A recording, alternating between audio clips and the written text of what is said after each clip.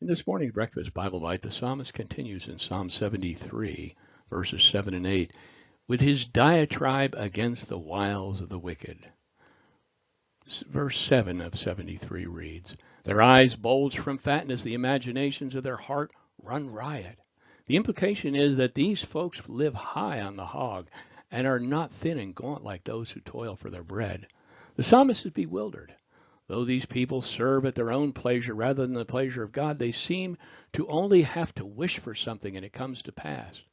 Their plans and the imaginations of their heart, whatever desire comes into their minds, it is obtained without snags or difficulty, and God not only allows it, but it seems like he blesses it. The phrase that their eyes bulge from fatness or overindulgence may have been stimulated by the psalmist's mind by a familiar illustration taken from Exodus. We read of the Israelites on a journey toward the promised land as they began to grumble in Numbers 11:13, where Moses entreats God with their complaint. He says, "Where can I get meat to give all these people? For they're crying to me, 'Give us meat to eat.'" God had already been satisfying all their needs with manna. But they were ungrateful and demanded a variety. Numbers 11:4 through 6 tells us, "Contemptible people among them had a strong craving for other food. The Israelites cried again and said, 'Who will feed us meat? We remember the free fish we ate in Egypt, along with the cucumbers, melons, leeks, and garlics.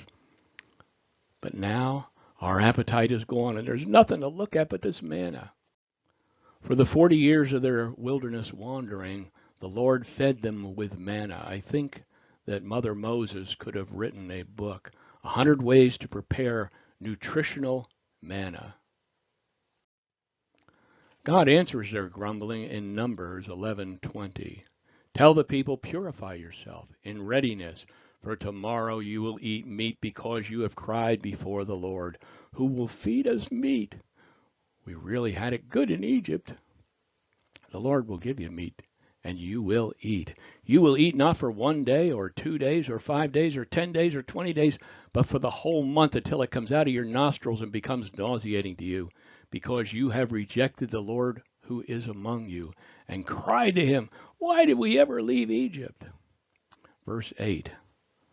They mock the ungodly, and the wicked speak of oppression. They speak from on high. The idea is that they mock all that pertains to God, including the perceived foolishness of his followers, as well as any future retribution. They speak as if they were above others, working the pious like horses and treating them like dogs, addressing them with harsh vitriol and without regard to the feeling and the rights of others. We read in the Epistle of Jude 1:16 through 18. It renders the passage in the psalm as apropos for us today. How little things have changed.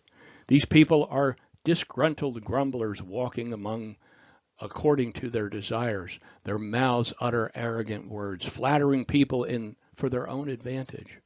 But you, dear friends, remember what was predicted by the apostles of our Lord Jesus Christ. They told you, in the end time there will be scoffers walking according to their own ungodly desires.